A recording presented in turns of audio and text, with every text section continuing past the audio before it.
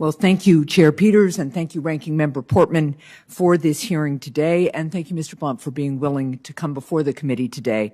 Cybersecurity is a collaborative effort, to be sure, and we need to work together to strengthen public and private cyber defenses.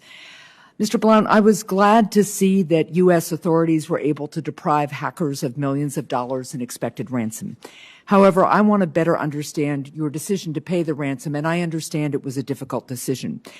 As you've already discussed, the FBI and other federal agencies strongly discourage paying ransom because it incentivizes more people to become cyber criminals and to develop better ransomware tools. When you decided to pay the ransom, did you know how much of your network was affected at the time? Thank you for that question, and good morning again. Good morning. No, we did not, and I think that's what a lot of people don't understand in these incidents, these attacks. It takes you days, basically, to see into your system that's been corrupted as to what you have, what's been potentially been exfiltrated.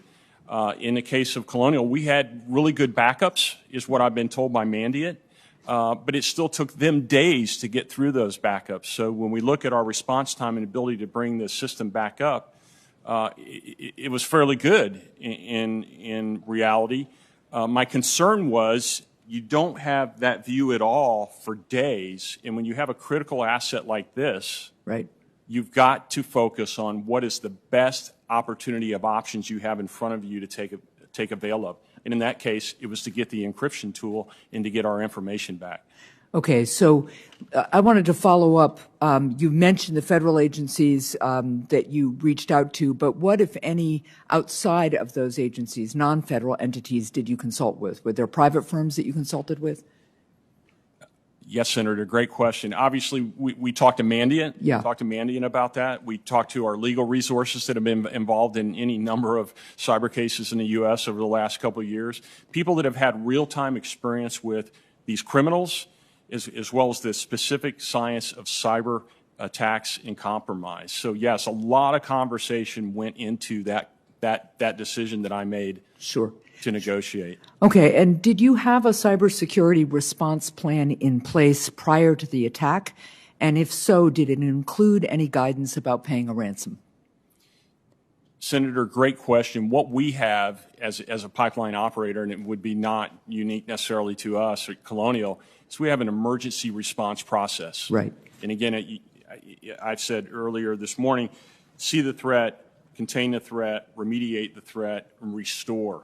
So in this case, you use the same process, but you use a different set of experts. So in this case, we reached out immediately to FBI because it was criminal. Right.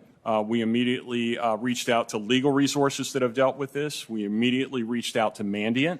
Right, but my question is, in your planning, did you have a plan for cybersecurity response that included guidance about ransomware?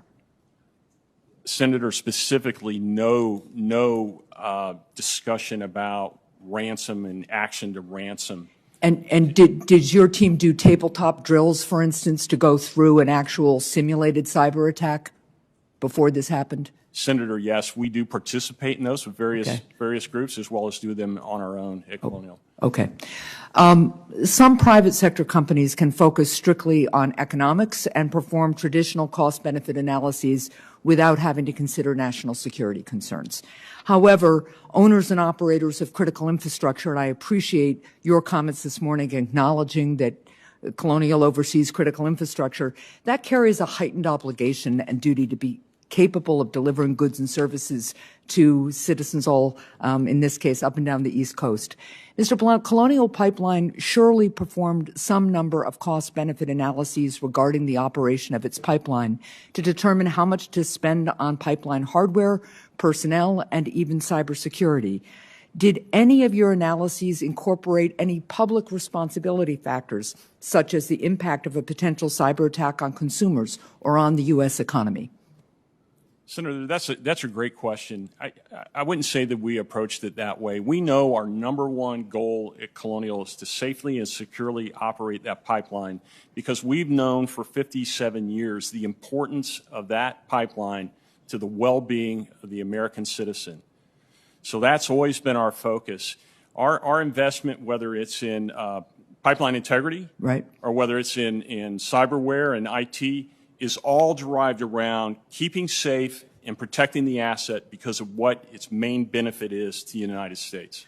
Okay, I understand that and I appreciate that answer, but, you know, as you've had conversations with other senators this morning, you've mentioned that you didn't have two-step authentication in place. You've mentioned a legacy VPN, which in my understanding means it was a pretty old VPN. So I don't think it's acceptable to understand the critical nature of your product, but then not really have the preparation and the system in place to protect it as if it's critical infrastructure. You really do have an obligation to U.S. communities that you serve and to consumers and to our national security. So I am concerned that it doesn't seem to have been a formal factor in your analysis of how much to strengthen your systems. Senator, we take cybersecurity very seriously. I did reference earlier that the VPN was a legacy VPN. Yep. We could not see, and it did not show up in any pen testing. That's unfortunate. But again, the safety and security of the system is highly critical. We've never had our board deny us any funds associated with safety and security, whether it's on the IT side or the physical side of the pipe. If my CIO wants funds, she gets them. Okay. I would just, and this is an issue that I think we're seeing across the board on cyber, we need to start imagining what can happen and respond accordingly as opposed to always be looking at what the last problem was, right? And really investing. And for critical infrastructure, I think it's absolutely important that we have standards that really make sure that companies are investing in the kind of infrastructure they need. I have another question. I am running out of time, so I'll submit it for the record, but I really would like to get your thoughts about what kind of information, public-private information sharing needs to happen between and among whom and at what level, because I think that's another important piece to this whole issue. Thank you very much for being here this morning. Thank you, Mr. Chair.